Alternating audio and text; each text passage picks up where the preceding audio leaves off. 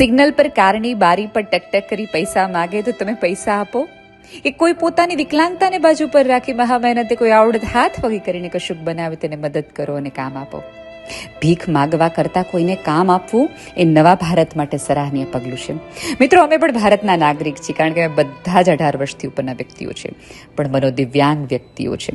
અમારી શાળાનું નામ અંકુર મદબુદ્ધિવાળા બાળકોની શાળા. અમે અહીં 3 વર્ષના હતા ત્યારે આવ્યા અને હવે 33ના થયા.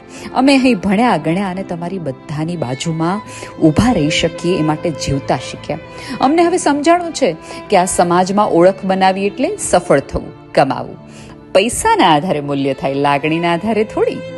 એટલે અમે તમારા ઘરને દીપાવે એવા દીવા, તમારા ઉમરા રોડા લાગે એવા તોરણિયા, લક્ષ્મી રૂમઝૂમ કરતી આવે એવા લાપશું, તમારા મનના મોરલિયા ટવકી ઉઠે એવા ટોડલિયાને આવનાર રાજી થાય એવી રંગોળી બનાવી છે.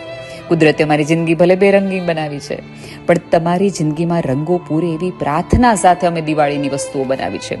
તમે જ્યારે અમારા બનાવેલ દીવા પ્રગટાવશો ત્યારે અજવાળા તમારા ઘરમાં જ નહીં, અમારા જીવનમાં પણ પથરાશે. સુખના તોરણની હવા મારા મમ્મીના હાશકારામાં પણ વર્તાશે. આ દિવાળીએ અમારે પણ મોટા ભાઈની જેમ કશું કમાણી કરીને લઈ જવું છે. મારી દીકરી મારા માટે શર્ટ લાવી છે, આવું મારા પપ્પા કહી શકે. એ માટે તમારી પાસે અરજ છે કે અમારી વસ્તુ ખરીદો અને ઈશ્વરને રાજી કરો. અમારી વસ્તુ ખરીદો અને કોઈ પૂછે તો નામ સરનામું અમારું દેજો અને વળતી કહેજો કે આ વસ્તુ મનોદિવ્યાંગ વ્યક્તિઓ બનાવી છે, તેઓ નક્કામાં નથી પણ મેકિંગ ઇન્ડિયાનો એક ભાગ છે એવું કહેજો.